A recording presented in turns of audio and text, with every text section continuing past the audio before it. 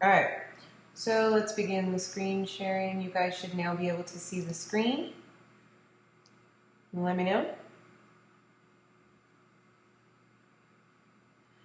Bootcamp Module 4, Monetization Station.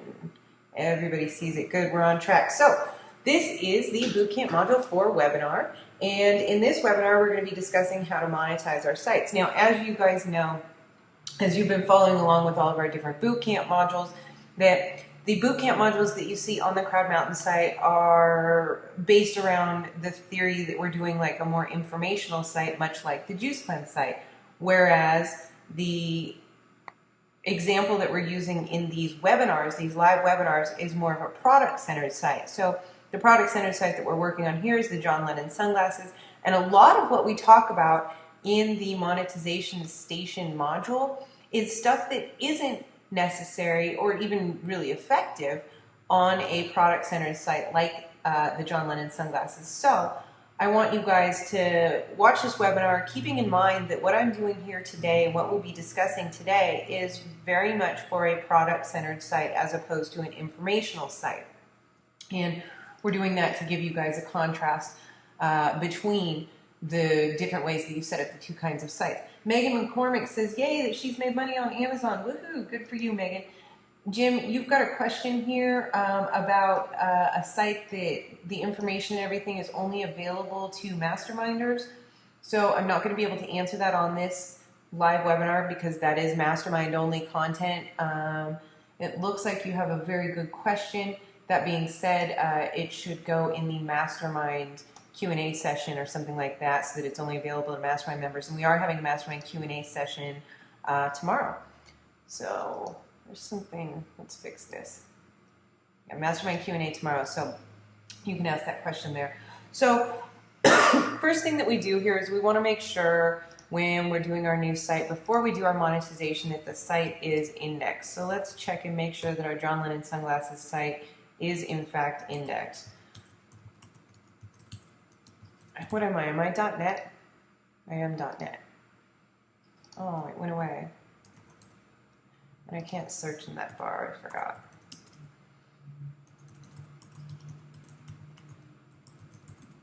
All right, so we're just putting in site : and then your domain. So there is my site. It has in fact been indexed. It's there in Google. That's good. Now, why do we do this? It's not necessarily a make or break kind of thing here that you don't monetize your site until it's indexed. But I don't also think that it's entirely natural to put up a new site and immediately have all kinds of ads and whatnot all over it, because sites built by real people get built over time. And so we're kind of trying to emulate that. We want to wait until Google gets to know our site a little bit and indexes it before we add our monetization to it. So what I'll do is I'll build out a site, I'll put up a placeholder post just like you see here, and then I'll wait a week or something to let it get indexed. So again, this isn't a make or break item, but it is the way that I prefer to operate and recommend as well. Victoria says, is there a WordPress theme for top and bottom banner? There's Max banner ads that'll add banners to your site. Different themes do have placeholders for banners already in them, so you can search for themes. If you want them already built into your theme, you can use Max banner ads otherwise. Jeff says, for Amazon, do we set up one master account and use it for all of our different sites, or do we set up a separate affiliate account for each site? I use one.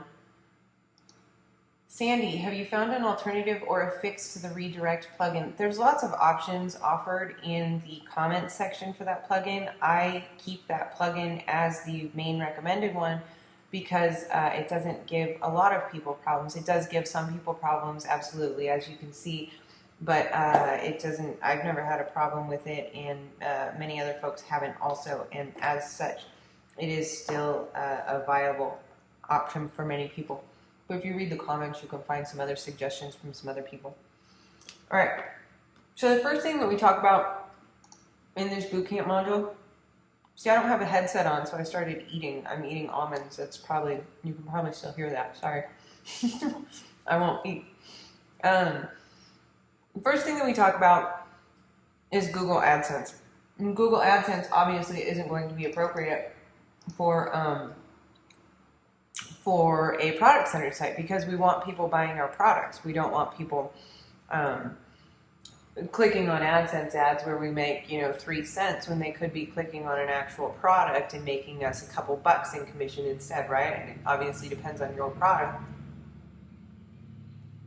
But overall, AdSense is really going to be a bad option for a product-centered site, so we're not doing that.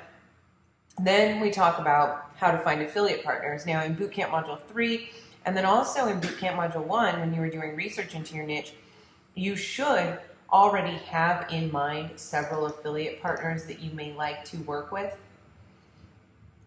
So that would be the place that you start when you're looking for affiliate partners. But let's just go through a couple of other options here. So this is a hard product, John Lennon sunglasses, but ClickBank may be appropriate for you.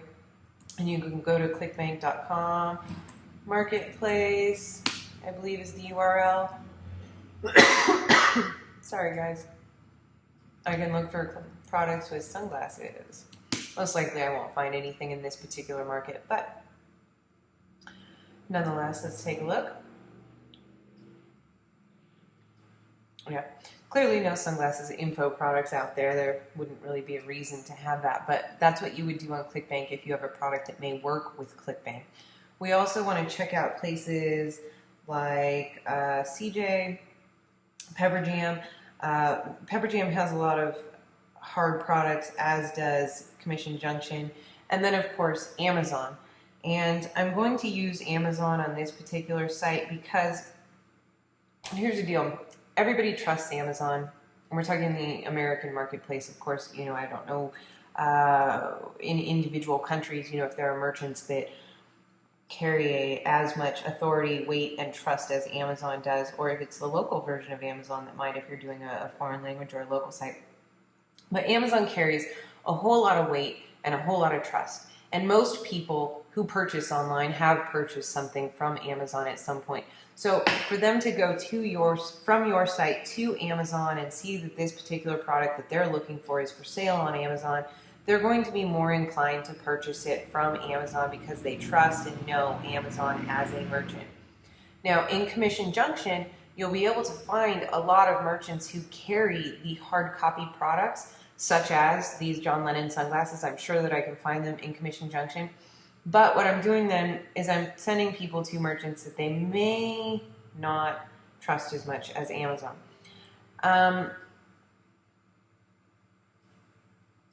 That being said, there are some merchants like, let's see, just thinking of places, in the mall, there's like Sunglass Hut that's in the mall out here in the US that's really well known. Maybe it's Sunglasses Hut. I don't know. Let's find out.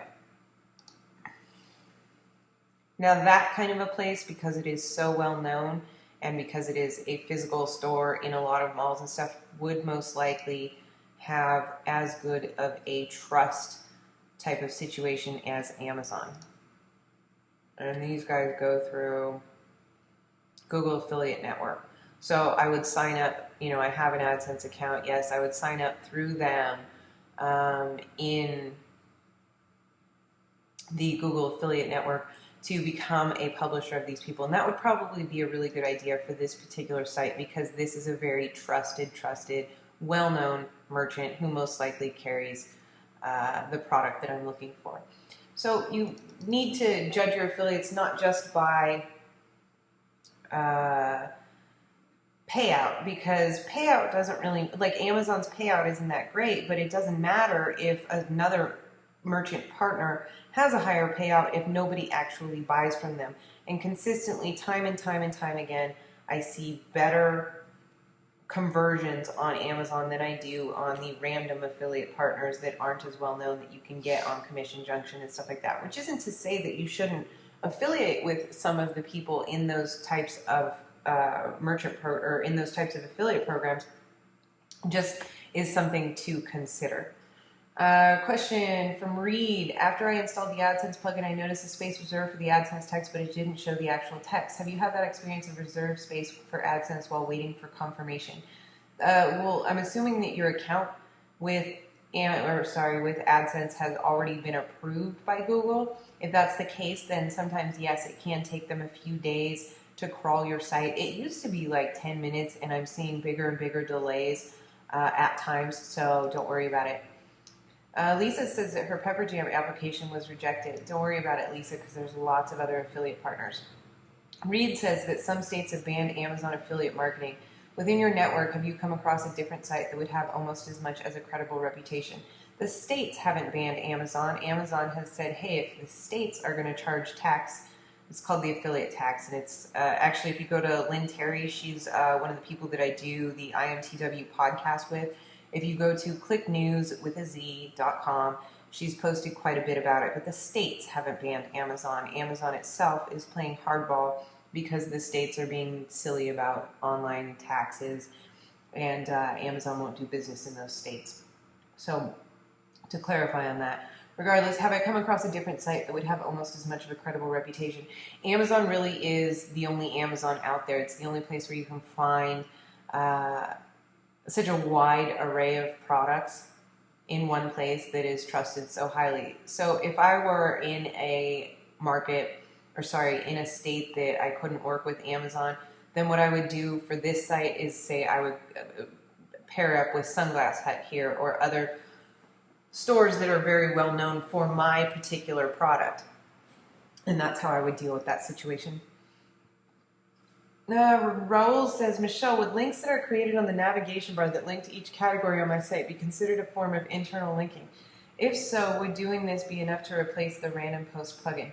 No, it is a form of internal linking, yes, but it's linking to your category pages. When you're using the random posts plugin and it's showing, I think it's set up over here. Yeah, here it's set up over here. But when you're using the random posts plugin, then it's linking to individual post pages. So it's creating an internal link structure where individual posts are getting highlighted on your front page and linked to with their main keyword phrase as opposed to just full categories. So it's a separate kind of link that we're going for with that plugin. Yeah, Brett makes a really good point here. He says it's also nice that Amazon carries everything, so visitors might buy more than just the product that you're promoting. And I find that to be the case quite often, that people click through an Amazon link to the particular product page on Amazon, and they don't end up buying that, but then they end up buying a book or some MP3s or like, a USB cable or whatever, and I make money from those as well. So that's another reason why Amazon is a really great site to affiliate with if you are able to. Thanks, Brett, for that point. So let's take a look at how we're going to actually add posts to our site. Now, I have on this site my main post of John Lennon sunglasses, right? That's my main keyword phrase, and I need to edit that post now to actually contain some products. So I'm going to click Edit. And I don't want this text in there necessarily anymore. But I do want products in there, right? So the way that this site is going to be monetized is basically by showing people the different products available within the niche and letting them pick which one they want to buy. So let's go over to Amazon. I'll just do a search for it from the start. John Lennon sunglasses. All right, so we have several to pick from. I'm going to do Amazon Prime eligible and see if there are any, just because I like Amazon Prime. And generally Amazon Prime means that you're buying from Amazon itself. Not always, but sometimes. And people like that. However, it looks like there aren't many. There's just the one. So instead we'll go with the regular ones. Sorted by relevance. Now these are all really cheap. $150, $299, $4.95. So what I want to do is, like, these ones are a little more expensive. I don't necessarily want to highlight like the ones that are 1 cent, right? Particularly when I've got ones right next to it that are exactly the same and that are a little bit more. Like these are $5 instead of 1 cent, and they basically look exactly the same. So on Amazon, when you do have a lot of different merchants who are selling the same kind of thing, do pay attention to the prices that are offered for the products, because that will affect your commission in the end. And in this type of niche, obviously the products don't cost a whole lot of money, and therefore I'm going to have to do volume to make this site do a lot of money. But again, I mean, we've talked about this. No one site is going to be, your retirement, but we want to maximize our income from this. So I'm not going to pick the John Lennon sunglasses that are going for 1 cent, right? That just wouldn't make sense. Victoria says if she changes her theme now, does she have to do the widget setup again? No, your widgets will remain the same. Raul says, I've noticed that Home Shopping Network also has an affiliate program. Do you have any experience using them, and or do you recommend using them? I haven't been an affiliate of them. I have purchased from them. But no experience as an affiliate, but I'm sure that they're a reputable company. So let's find a product that we want to highlight on our site. Now I like these ones because they're more expensive, so let's click on those. And I've set up my Amazon Associates account, obviously. And what I can do here is they put up this little site or this little stripe thing, and I can just click link to this page, or I can go to my Amazon Associates account and then actually just search for John Lennon sunglasses here and find the exact same products. We want to do apparel, and I'll go this way in case you guys don't have this little stripe at the top of your page. I'm not sure if that's a setting that you have to turn on or not in Amazon, so you may or may not have that, but we'll go through the traditional back end of the Amazon Associates area, try to find those $12 ones. So those are them, but there's no image now. That's a bummer. Can we sort by price? We can't.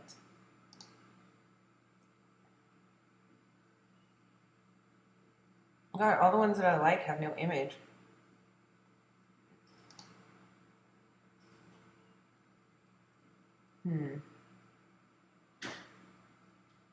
$16 with no image. Boo-boo.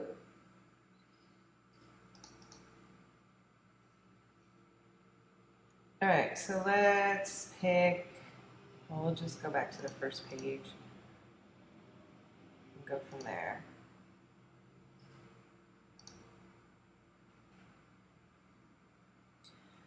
These ones are $4.95. These ones are $6.95. That's better. Or just like the basic style of them. So let's go with those. Oh, whoops. You want to click the get link and not the actual product like I just did. And then we get the HTML. Text and image is, yes, I do like that. So people can see both. I don't like to do a border because that looks ugly. Price options, I like to show the new price only. And then you can change your link colors and whatnot to fit in your site. So let's see, this site's brown, links are red. Maybe I'll go with like a dark red for the link color, since that's how our site is done.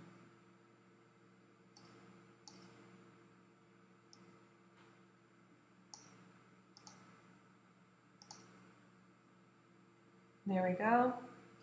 And here is our HTML. So if we Control A, Control C, go over to our post, click on the HTML tab, and stick it in there. Click Update.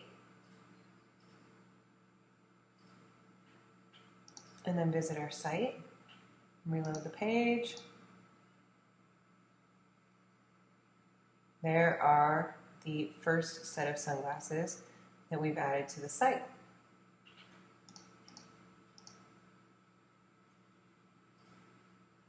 Lisa says, so if you're signed into Amazon and choose a product from a general search page, your affiliate link is tracked. Is that what you were saying?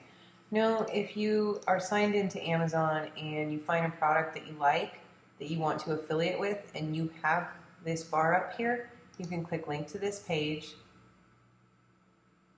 and then it will give you the exact same screen that we just saw, where we can see the where we can get the code for our product. And actually, I'm going to do that with this one because it has the super cool $16 sunglasses. And I'm going to copy the color from here so that they match.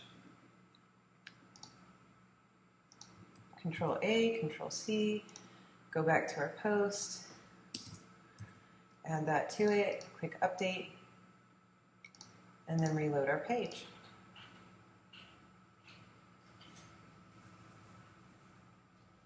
So there we've got two now. Now I don't like that they're right on top of each other like that. So what you could do is use a table to format things in a more attractive fashion, if you would like to do so.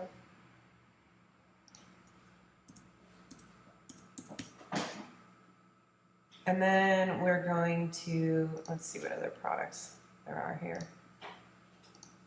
Now, how many you add is going to depend on how many, you know, how many categories you have. Now, in this particular market, if you remember, there weren't like a whole lot of long tail keywords that we could build a whole product page around, right? So I would probably do on this site like I might do a sunglasses one, and then I might do one that is like the clear lens. And then I might do an Aussie page, that's one, and then I might do one that's T-shade specifically. So I would have a different product page for each of those kinds of sunglasses, basically, and those would be linked on the right-hand side of the site. And when somebody comes to my page, they can see the exact products that are available in those categories and determine if they want to buy one. If they do, then they click through to it, bingo, bango, and we're done, right? Our goal here is just to show people the product that they're looking for. That's all. We don't need to talk a lot about stuff. And speaking of that, let's get rid of this. I'm actually going to leave this text on the page. However, I'm going to do it at the bottom of the page. Why? Because it'll create a little bit more, oh, I totally screwed that up. It'll create a little bit more keyword relevancy on the site. That's good enough. Restore that. So it'll create a little bit more keyword relevancy on the site because we're going to actually have some words on the page, right? But I totally messed it up and deleted the actual code by accident. Oops. Sorry about that, guys. It'll create more keyword relevancy on the page because we've got words on the page, but we don't want that to distract from the actual product. So we're keeping the products on top, as you can see, and then we've got the text below, and this, again, just, you know, a sentence or two is fine. We'll put leave. I'm changing this so that it is in the present tense, just so that it makes a little bit more sense.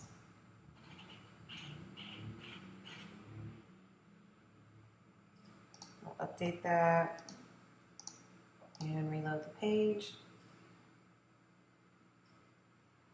So there's our product, and there is our description of the product. And again, we would have several products here. Now, how many products do you want to put in one post? Probably no more than, say, 10, maybe 15, depending on how visually overwhelming that becomes. And if you have more than that, then you should be able to chunk it down into some more categories, which would then go into individual posts, right? So I would have an Aussie sunglasses post under the Aussie sunglasses category that would contain only the Aussie style sunglasses, which, you know, are pretty much the same, but they may have ones that are actually described as Aussie sunglasses. Let's see if they do.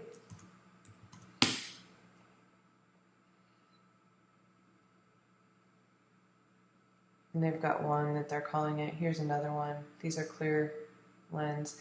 So these are the ones that I would put into an Aussie sunglasses post. And then again, of course, I have my John Lennon sunglasses post.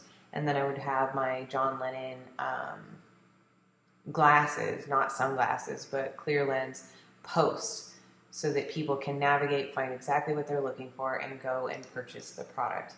So let's go with questions here. Craig says, which template are you using? Let's find out. I'm using Guarantee, which is, and then it's been changed for SEO purposes, and you can get it in the WordPress themes area of the Crowd Mountain site. Craig says, can you show us a basic table, as I struggle with that? I actually don't know how to make tables either. I open Dreamweaver and I tell it to make me a table, and then I just copy and paste the code into my WordPress Write Post screen. Serenity says, if you delete all the spaces between the code for the two products, they will move next to each other, so that's another way to do it. Peggy says, to format the table for sunglasses, are you using a Word table, an Excel table, or is there an HTML table? Yeah, it's a table in HTML. And like I said, you know, I just roll with Dreamweaver and have it do it. Peggy says, how would you put the text to the right of the sunglasses image or wrap around the image? Well, on Amazon's Associates, if you want to link to a specific product, then they give you this code, and that's just the code that you have to use, and it's actually an iframe. But you could do something like, yeah, that creates that.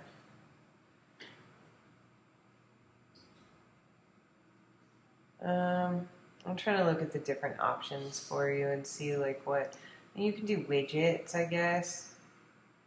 And then you can add products to a widget.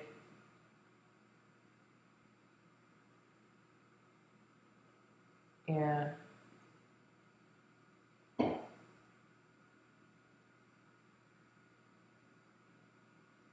So let me show you.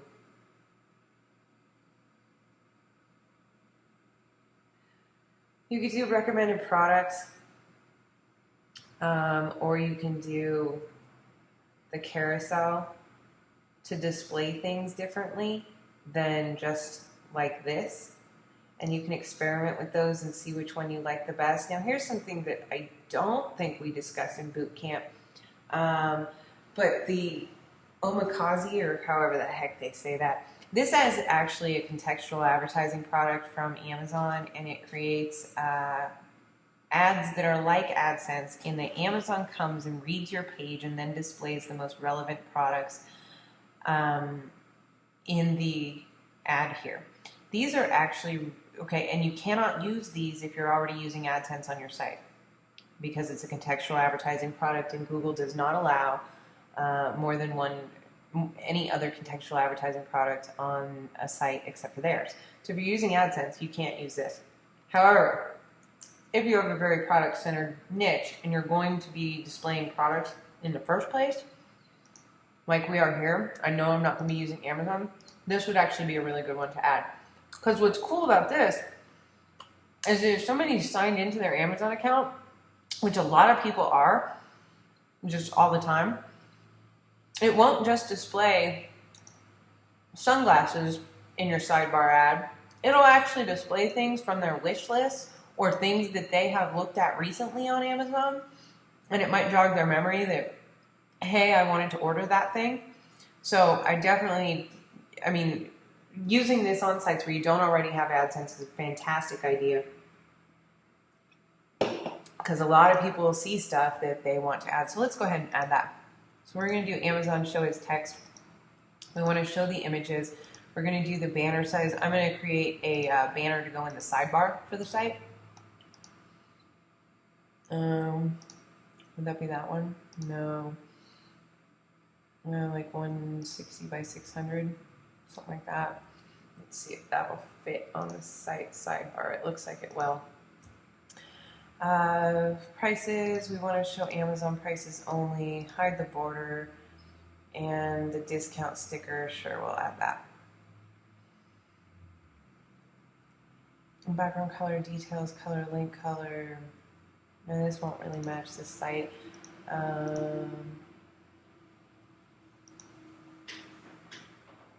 But we'll leave it as it is just because it could take me a really long time to match all the colors perfectly. But let's go to theme, widgets. We're going to add a text widget. And generally your ad should be up at the top when you are using a sidebar ad because that's what people see when they first hit the page. So we'll save that and reload it and see how it looks.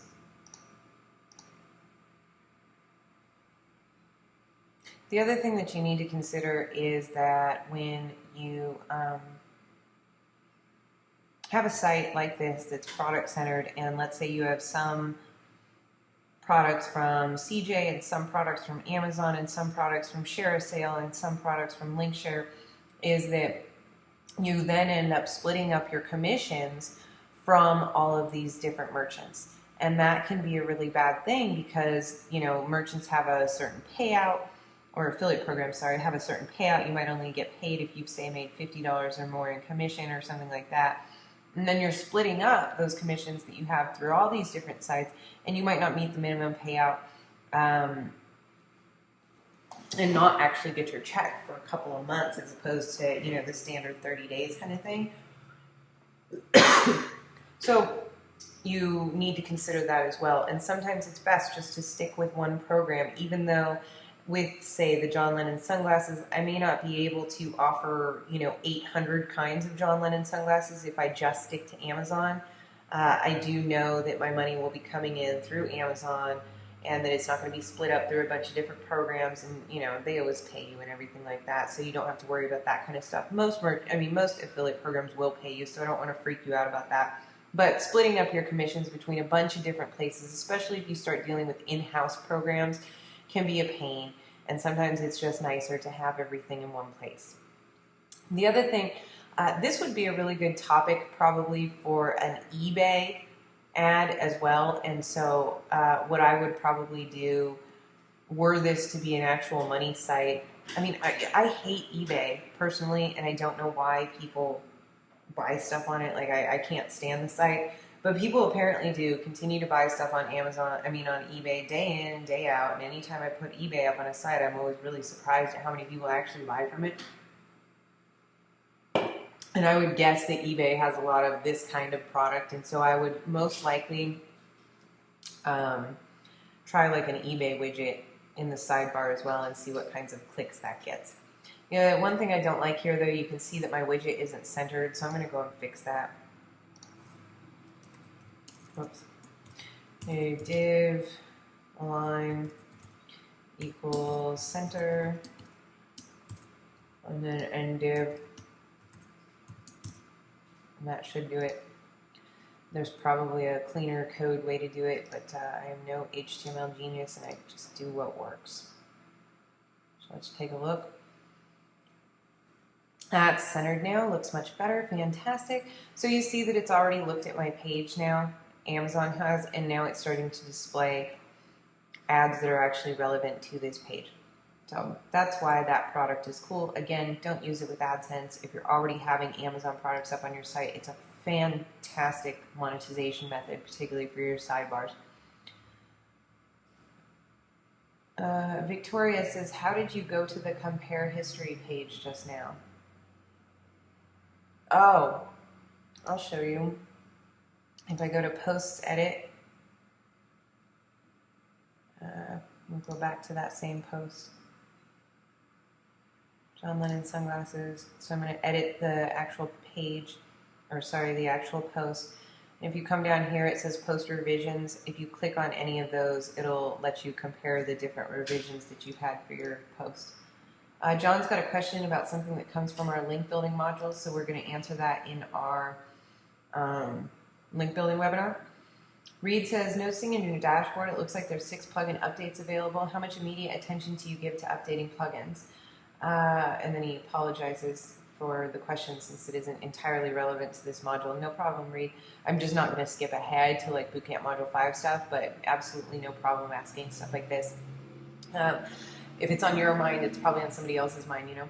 So plugins, don't bother. I mean, I personally don't spend any time updating my plugins. My site is working, and there is no reason for me to spend time coming over here and being like, okay, I need to update this. It's working. My site's fine. There's nothing wrong with it, right? What I need to be doing right now is working on monetizing my site, and then I need to work on getting my site ranking rather than updating plugins. So no, I don't spend any time on things like that.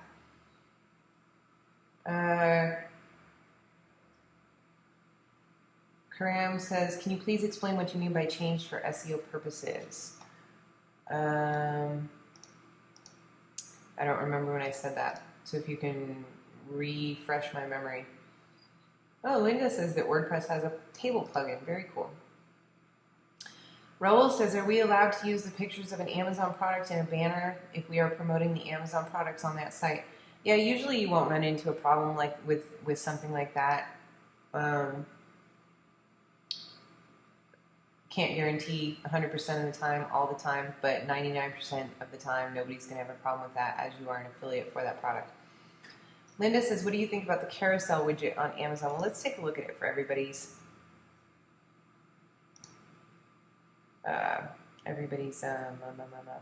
benefit. So the carousel widget creates. All right, we want to add John Lennon. Now, don't take from this example that we can only affiliate with Amazon, because that is not the case, and I don't want you guys to think that. But it is a really great place to affiliate with if they are carrying the kinds of products that you need for your site. But like I said, you know, I mean, I would probably go with Sunglasses Hut as well, because they're going to have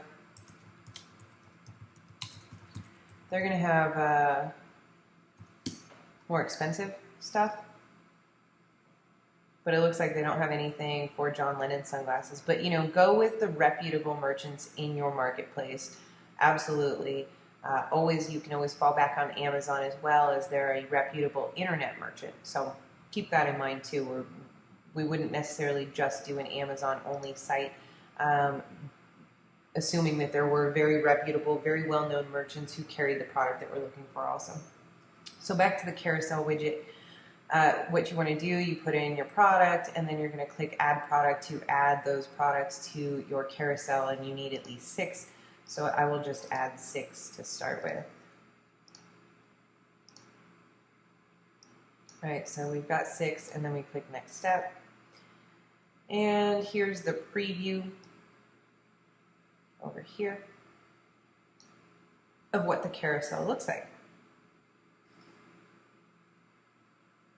You can choose different sizes, obviously, and you can do it in the long style for your sidebar, or in the crosswise, which would be more like a banner ad up top here.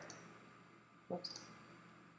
And I wish it wasn't taking so long to load. Come on, Amazon. All right, it's not loading. Sorry, guys. Anyway, this is it's a nice option, and I do like it. I also, for individual products, I like having the control of putting my individual products in like this. But that would be an option if you wanted to and had a theme that worked with having a big banner up here in the main part of the site, and then you could have your individual posts about specific products down below. Tom says, would you just do these product posts or to continue to add information posts as well? In a product-centered site like this, I'm going to focus on getting my product-centered posts up there, absolutely.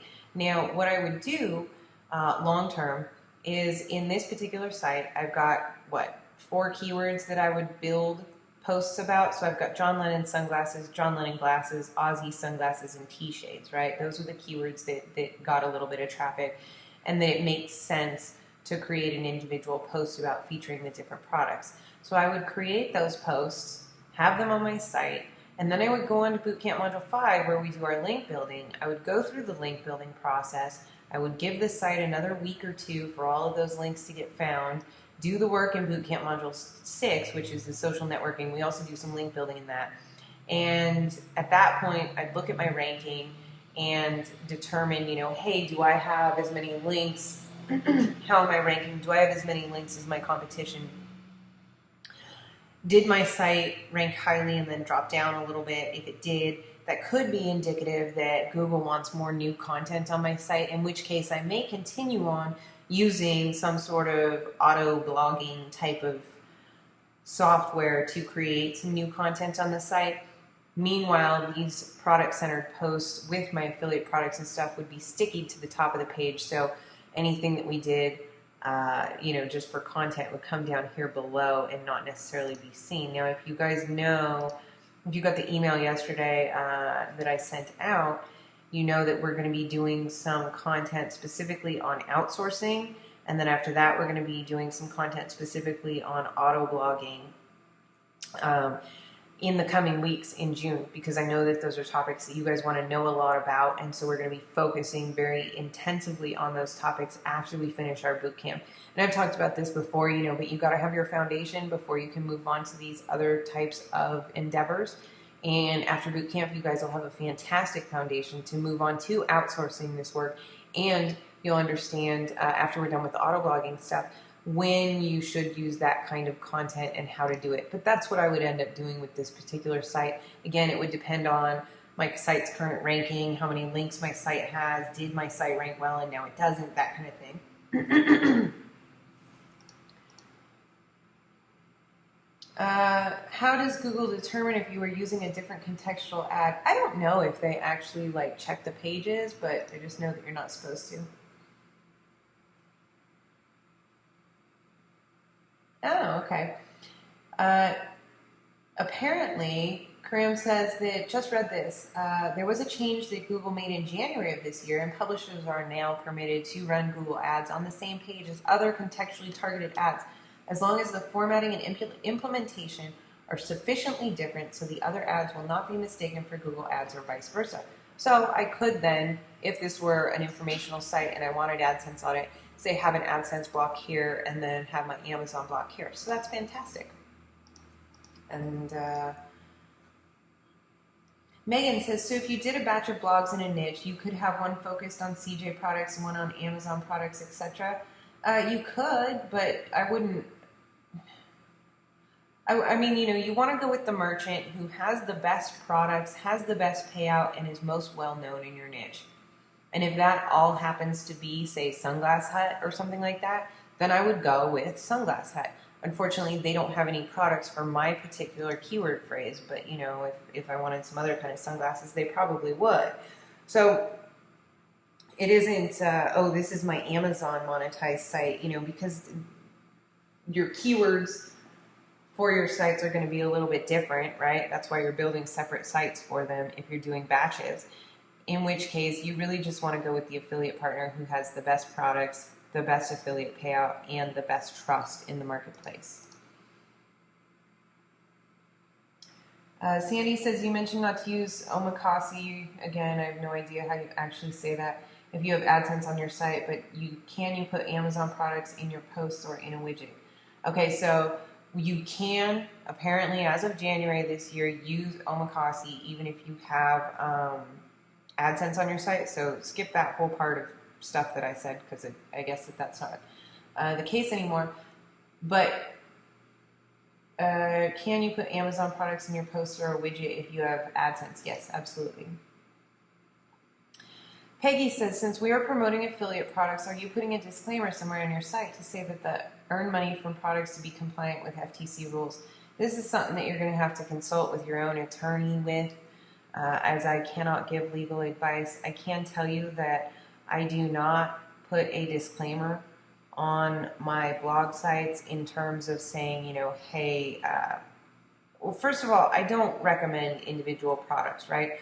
So I might write some text next to this product and say, hey, these classic John Lennon style sunglasses look great and they're only $6.95 from Amazon. Click here to buy, right? I'm not going to say, hey, I wore these John Lennon sunglasses that are only $6.95 and so many girls were into me that, I had to beat them off with a stick or something like that and create a story and a persona. That's not what we're doing with these sites. I am not a person behind this site. There is no person behind this site, right? There are products and you can buy them or you cannot buy them. I'm providing people exactly what they're looking for. The problem with the FTC rules came about because bloggers who were very much themselves, very much a persona, you know, mommy bloggers or tech bloggers or whomever, that became really trusted people within their realm of influence, were recommending products saying, hey, you know, I tried these new, you know, Windex wipes and they work really, really good. You guys should try them too. Here's a link. And they weren't disclosing that that was an affiliate link. Now, people were then buying the product under the assumption that this was a genuine recommendation, right? And in fact, it was not, because there was an affiliate commission involved, which, you know, does impact whether or not that particular link would have been on the site. So on these sites, these product-centered sites, we're not creating a persona, we're not becoming somebody, or we're not even being ourselves. We're not telling stories, we're not creating trust in that respect. We're just giving people the products that they are looking for. So that is how I deal with that. If you are going to be doing those kinds of things, such as, you know, dealing with personal recommendations or stories and whatnot, then yeah, you really need to look into the FTC rules. What was the name of the Amazon sidebar ads link? Well, all the different Amazon widgets here, such as the carousel widget, are going to have, like, you know, one that'll work for the sidebar. The one that I'm using is down at the bottom, and it's omakase or omakase, or however they say it. We've already done that. Question, that's a duplicate.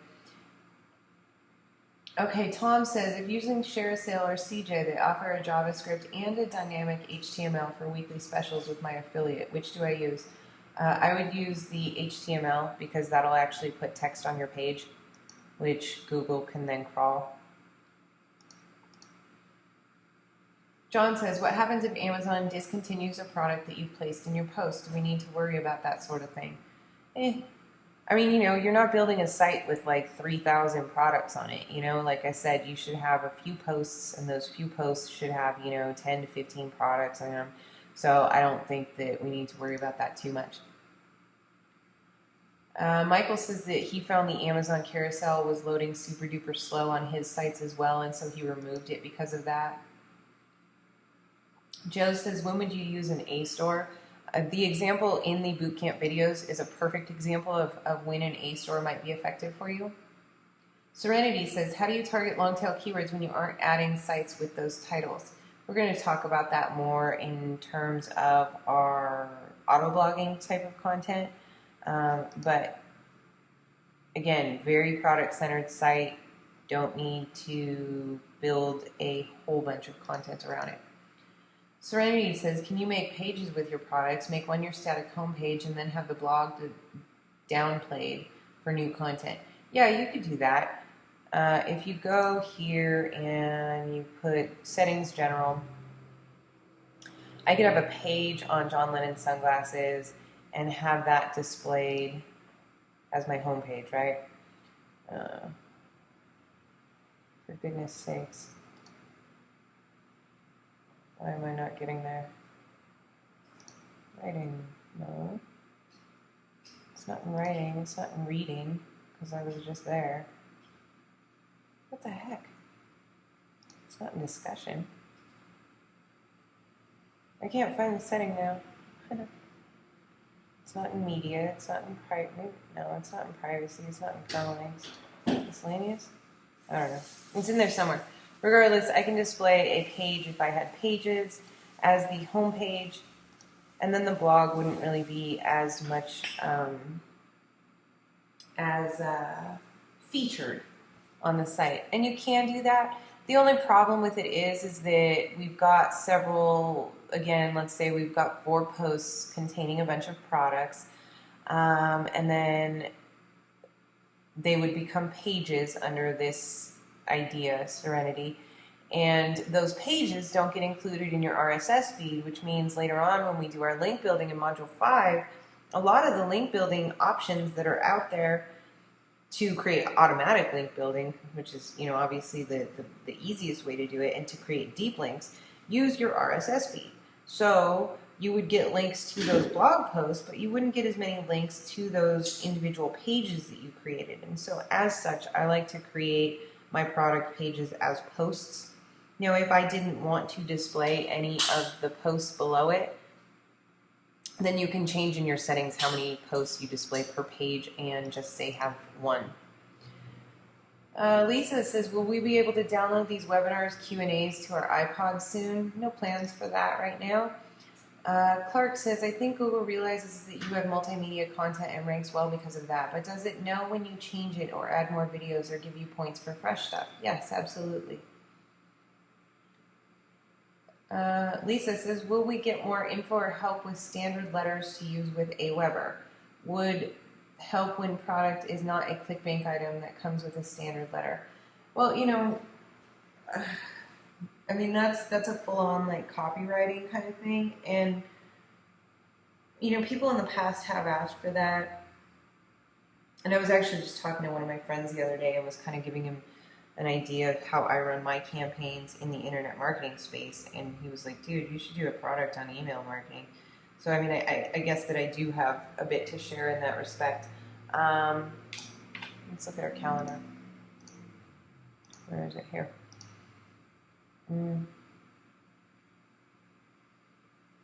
We could do an email marketing week after we do auto blogging. What do you guys think? You can put it in the comments here. Roland says, if you were doing a blog on several style of glasses, like beach glasses, where you were going to sell from 16 different makers, would you use an Amazon A-store on one page or a tab, or would you place each item with a related post?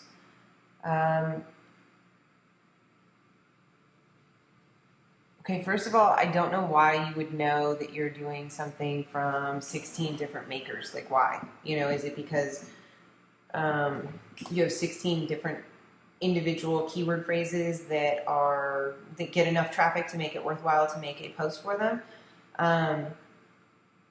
So no, I wouldn't do an Amazon A-store if that was the case. I would do exactly what I'm doing here. I would create one post per keyword phrase that I'm focusing on, and in this case it's John Lennon sunglasses, John Lennon glasses, Aussie sunglasses, and T-shades, and have each of those posts contain, say, around, doesn't have to be exact, but around 10-ish products in that category. There may only be, say, 3 available in some, and that's okay too, but we want more than 1 per, of course, and we don't want it to go super duper 20, 30 products on one page is just overwhelming for people. It looks like people are really into having an email week thing. So yeah, we'll do that. I'll put that on the calendar. We'll talk about email marketing the week of the 27th through the beginning of July for you guys. And we can discuss some of the intricacies of email marketing, and more what we're going to be talking about isn't the technical stuff, because we cover that pretty well in Bootcamp, like how to set up your Aweber account. But what we'll talk about more in that email marketing week is specific techniques that you can use to talk to your subscribers, how to keep them on their toes, how to keep them clicking, how to keep them interested in what you're reading, that kind of thing. Next question. Clark says, do you know of a way to include a video in a blog's front page, not within a post?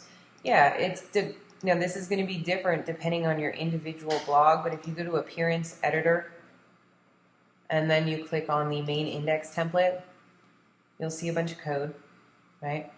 And it says get header, division ID, content, PHP, if have post, then show the post. Here you'll see class title. So if you stick something like under the content, if you just like paste in your YouTube code below that, then it should show up somewhere like in here. And depending on how your theme author coded his theme, you may have to play around with it, say, and try it underneath if have post the post, play around with it, but that is the general area where you would put it.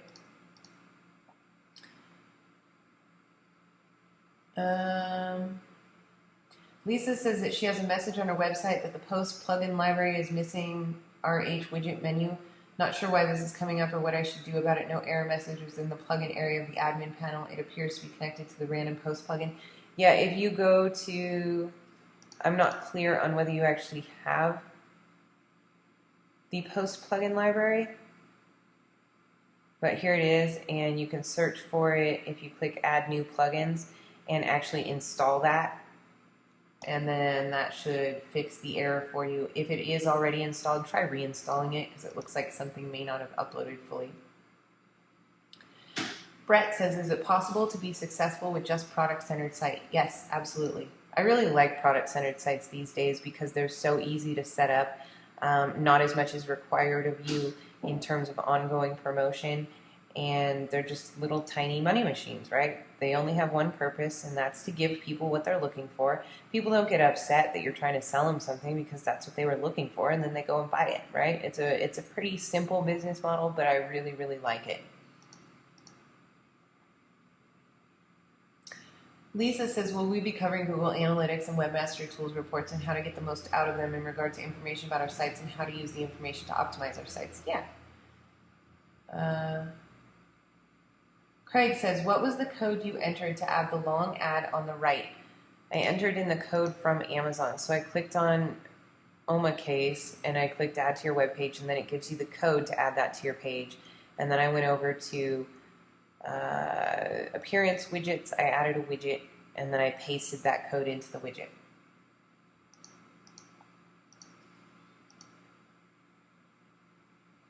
Jim says, rather than setting a page as home, why not just make a post sticky? Yeah, and that's exactly what we've done here. This post is sticky, and that way we don't have to worry about the pages issues and the no RSS feed and all that, and we get the content that we want right in front of our visitors.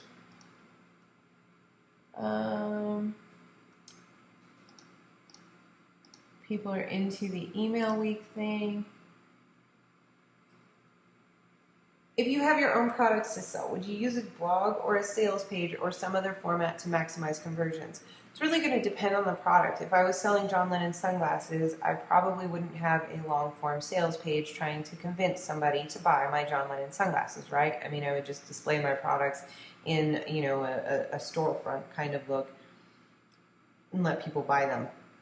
If I have an info product, then a long copy sales page or even a video sales page may be a better choice. So that's entirely going to depend on your product. Reed says, have you noticed if the product plus affiliate link on each post impacts your SEO ranking for a targeted keyword phrase? No, I haven't seen that be a problem. How do I keep up with all this stuff? Well, as you can see, I didn't know that Google now allows you to do other contextual advertisers, and that happened in January. So I do my best to keep up with everything, and it does require a lot of filtering through information and RSS feed reading and all that kind of stuff. But even so, every now and then something slips by. Victoria says, is it necessary to have a mailing list for all websites? No, as you can see here, I haven't set up a mailing list for this site. Why? Because there's nothing to talk about on an email list. People either want the John Lennon sunglasses and they go and buy them, or they don't, right? There's no reason to start emailing people about John Lennon sunglasses. It's just unnecessary. So no, product-centered sites probably not going to have an email list. Unless you're doing something like, a really super duper informative kind of site on, let's say we're talking about like HDTVs, and we have a bunch of HDTVs available, and I want to build an email list so that I can help people select the right one because it takes people a little while to make a buying decision in that marketplace, stuff like that. And then I know that I can sell them, say, like, surround sound equipment or something after they buy their TV. But I would need to be providing some really fantastic content to make that worthwhile. And might provide like a buying guide for them or something like that. A glossary of like, what does 720p mean, those kinds of things. But again, I would have to be really putting my heart and soul into this site in terms of producing really top quality content for that to be a worthwhile endeavor for me. But it could be done. But for the quick and easy sites like this, then no. What is a sticky and how do you create one? If you go back to Bootcamp Module 3, you can find out. Michelle says, will you be setting up the rest of the products on the John Lennon Sunglasses website so we can see exactly how it should look? I wasn't intending to. How much traffic should we be seeing on Amazon before conversions start happening? Hundreds of clicks, thousands? I can't understand why things are not converting at all. Amazon tends to convert between, say, 3 and 6% for me. So you should be seeing, if you have 100 clicks, you should have seen something happen.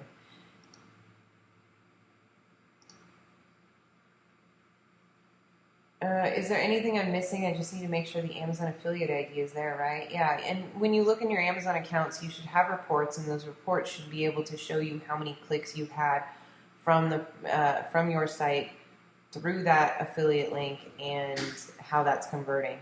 And if you don't have any stats, then it's quite possible that you may have copied your affiliate code wrong or something.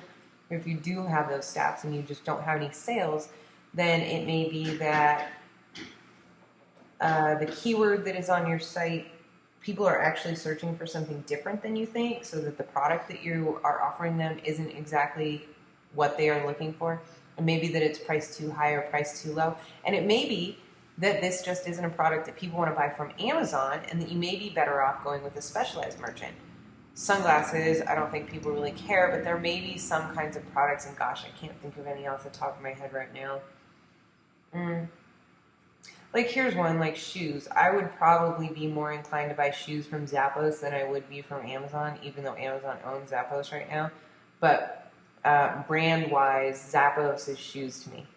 And so it may be an issue like that where you need to go with a different merchant who is well known in that marketplace for that kind of product. And you can just throw up their ads and see if that converts better than the Amazon ads.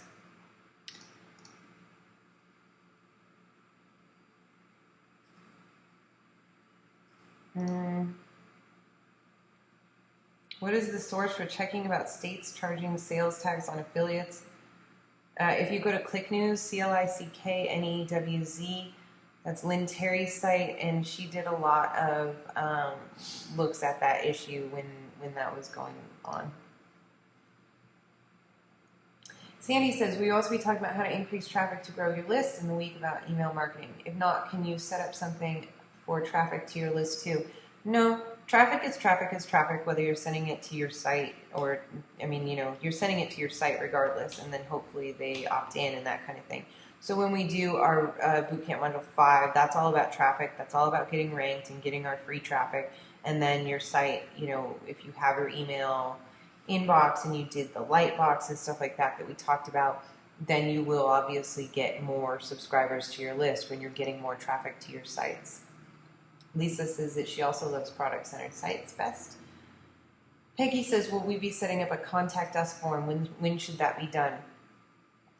We talk about that in Bootcamp Module 4. If you're running AdSense, then a contact us may be necessary. Privacy policy is necessary. On a product-centered site like this, no, I don't want anybody contacting me, asking me silly questions about John Lennon sunglasses, right?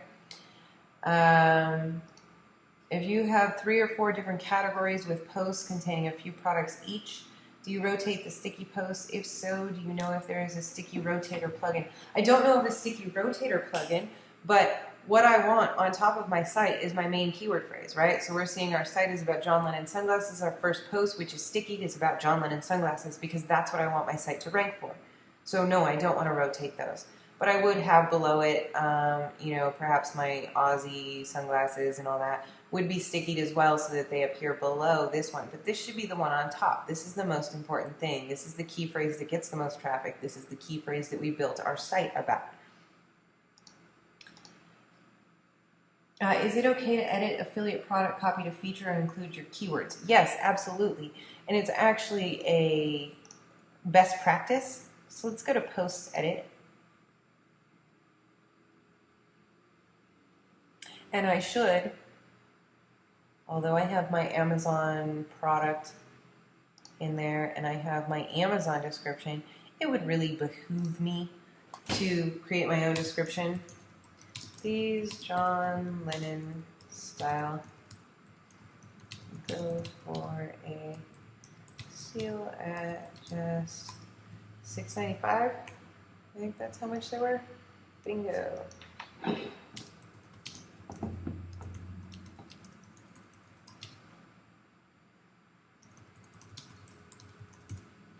So I said these John Lennon style sunglasses go for a steal at just $6.95 from Amazon, a trusted online merchant. Again, our descriptions don't have to be,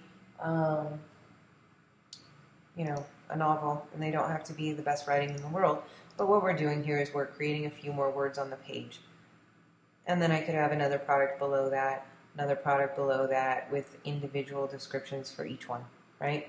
And that way I'm getting more keywords on the page, more keyword relevancy, more individuality for my page to make it stand out from the rest. What about, okay, this is the gentleman, Karam, sorry, who says that he was getting some traffic to the product pages on Amazon and that they just weren't converting. So we discussed some reasons why that might be. And he says that he's seeing about 150 click-throughs to his page, and he says that his product is caram. Yeah, see, I don't get that. You tell me that it's caram like caramel. Caram. Is it just caram? Oh, I got it. I'm horrible at pronunciation. Sorry, dude. So this is a kind of book that he's selling, and obviously books should convert on Amazon, but I'm looking at your particular topic, and maybe people are just reading like fan fiction and stuff like that online, and maybe they aren't interested in actually buying the books. I don't know. But yeah, Amazon, if Amazon isn't converting and it's a book, then Amazon's still going to be your best bet, and I would probably just leave them up. The other thing that you can do, though, if for some reason like nobody's buying and it's time, you've got 150 clicks, you should have seen something by now, particularly for a book, right? But you could throw up you could throw up AdSense and see if that works out.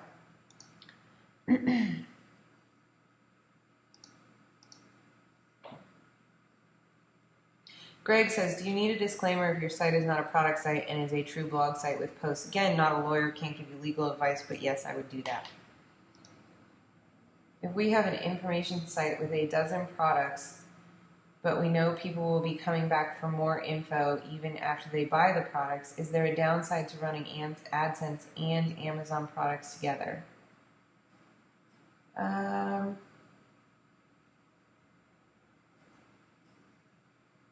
We know people will be coming back for more info even after they buy the products. The only thing that I would be concerned about is that your AdSense clicks might be cannibalizing your Amazon sales.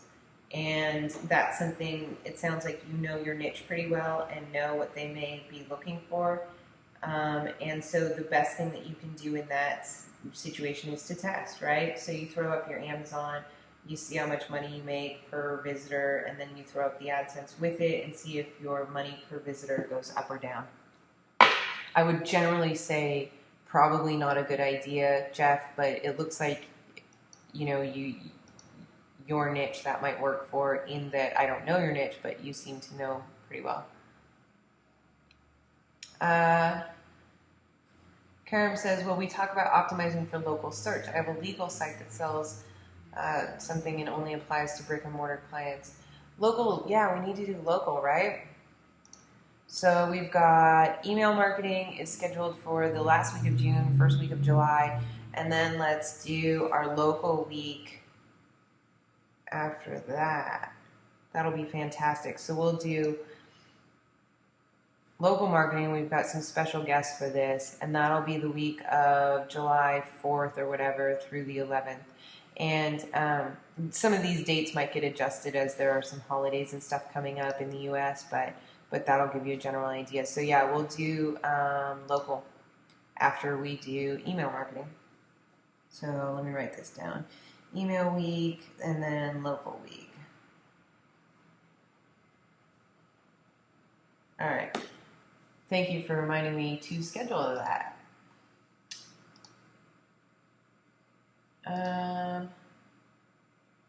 Is there a site to get a disclaimer for the one like for privacy? Haven't seen that yet. The new FTC rules are a little bit vague, and I think that there are a lot of people who are kind of nervous about putting their toe in those kinds of waters. So I think, actually, if you go to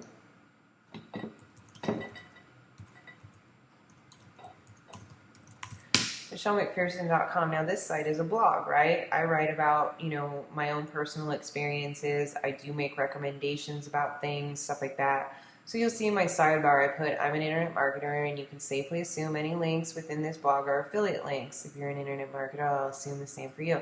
So that's the disclaimer that I use. And that didn't come from a lawyer, but I just wanted a blanket, like, hey, it's all affiliate links. It's not, but it's a lot easier to say it all is than to go through, because this site, it's from 2006 or something like that. I started it, maybe 2005 if I imported my old blog into this one.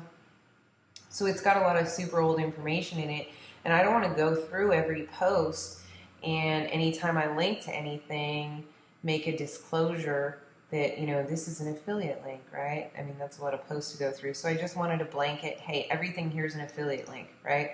And it may or may not be, but that covers everything. So, which widget did you use on the sidebar for the Amazon code? I used a text widget. Paul, go to support.revolutiontilt.com and they'll help you out.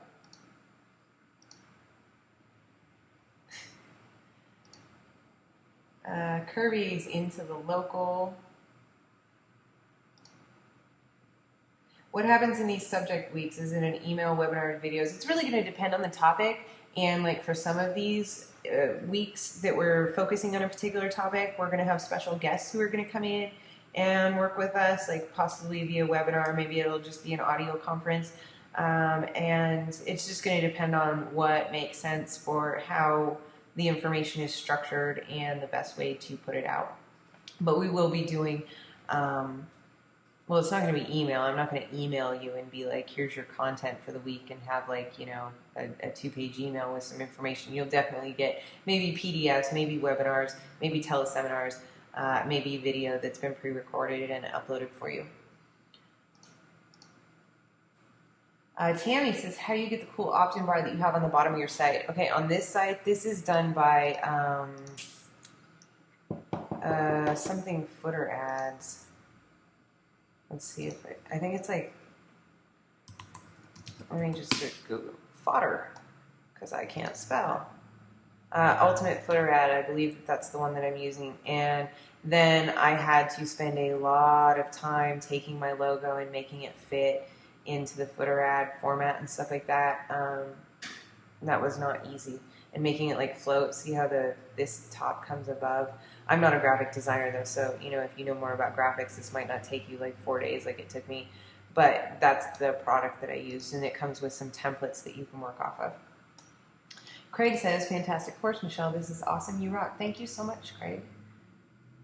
Jan says that, can you talk about using a table to display products? Maybe mention the post template plugin.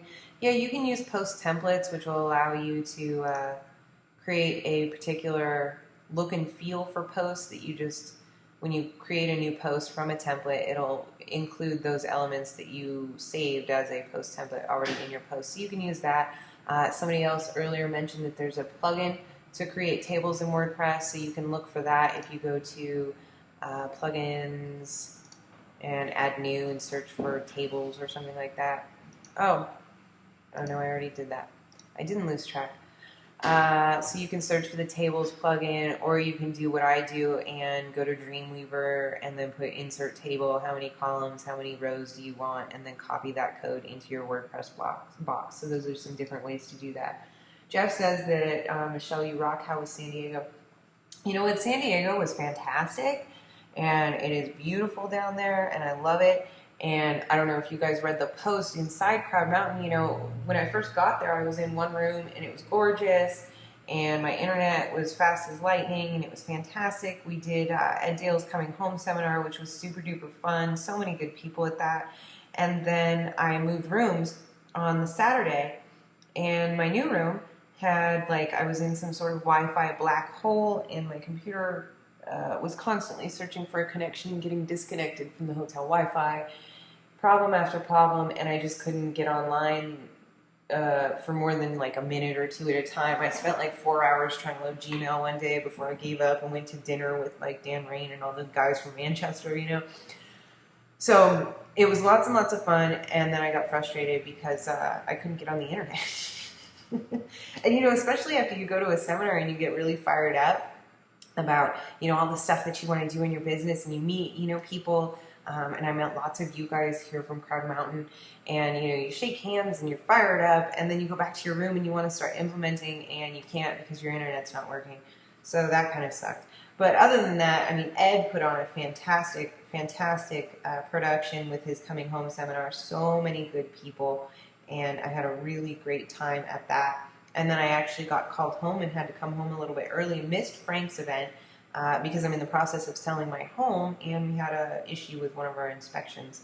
So I missed Frank's event, but I did catch Ed's, and Ed's was fantastic, and you couldn't ask for nicer people, and you couldn't ask for a better quality of education and helpfulness than was given there.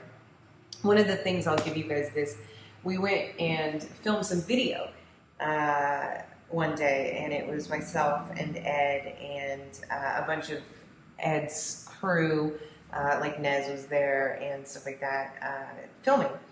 And Ed does video, like, he did one take no matter what. He'll use it. And he's really, really good at doing everything well, in one take, and just being super on point about, you know, what his message is for the audience, getting that message out, hitting the stop button, and moving on to the next one. And that's something that I've kind of talked about a little bit too, in that none of what we do needs to be so perfect, right? I'm doing a webinar here, and I started eating in the middle of it by accident, right? Because I forgot that you guys could hear that. And but that doesn't mean that the quality of information isn't good. And I'm not saying that you want to do a crappy job on purpose. Absolutely not. You know, you do want to do as good as you can, and you want to put out the best quality of information that you possibly can. But if you've done, you know, 30 takes in a video, or if you've rewritten a blog post 5 times, you're probably going overboard. And that's not making you any money. What makes you money is getting your content out there. And getting your content out there quickly, getting more content out there quickly. And that's what we need to be focusing on instead of perfection. So that incident reminded me of that, and it's something that I've talked about too. So keep that in mind. Susan says, I'm so glad you got caught up for 4 days doing the logo. Yeah, I do sometimes, you know. I mean, I wanted this to look a certain way, and I thought that it would only take me like a half hour. And it ended up taking me a lot longer than that. And I probably should have just hired someone. But there's a lot of stuff like that sometimes, you know, that you live and learn. And you think that it'll only take a minute or two, and it ends up taking a lot longer. And by the time you realize that you're that deep in it, you're probably too deep in it. And, you know, yeah, you should have hired it out in the first place. But I think that we all do that, right?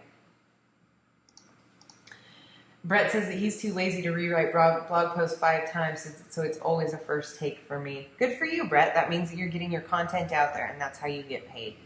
So that's all that we have for questions in our question box. I'm going to give you guys 10 seconds. If you have any more questions, please put them in right now. Otherwise, we are going to end this webinar.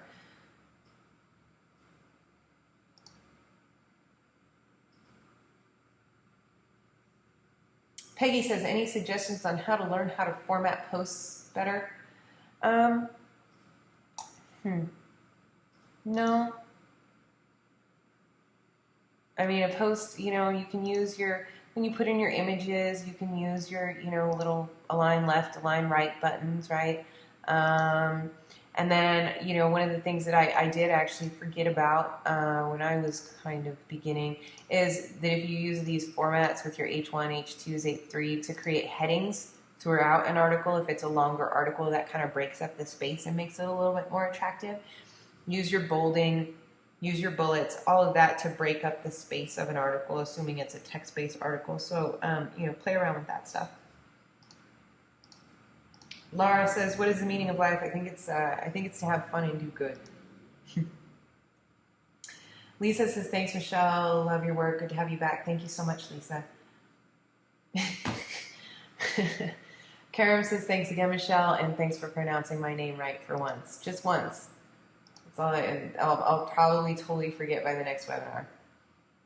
Tammy, "Thanks, Michelle. Awesome info again. Have a good night." You too, Tammy. Thanks so much. Karam says, "Because post tags create links, do they serve any SEO purposes at all?" Yeah, your tag pages can actually rank sometimes.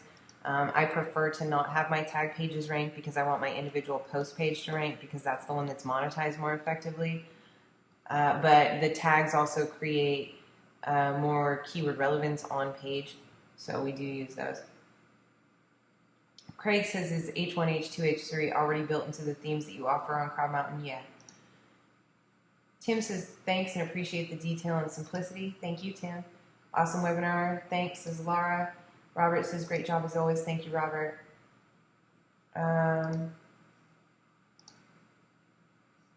that's that. All right, thank you so much, guys. We're going to wrap this up. I am going to get it uploaded, and hopefully it'll be up for you guys tomorrow if somebody came in late and needs to see the beginning. Thanks so much. Bye-bye.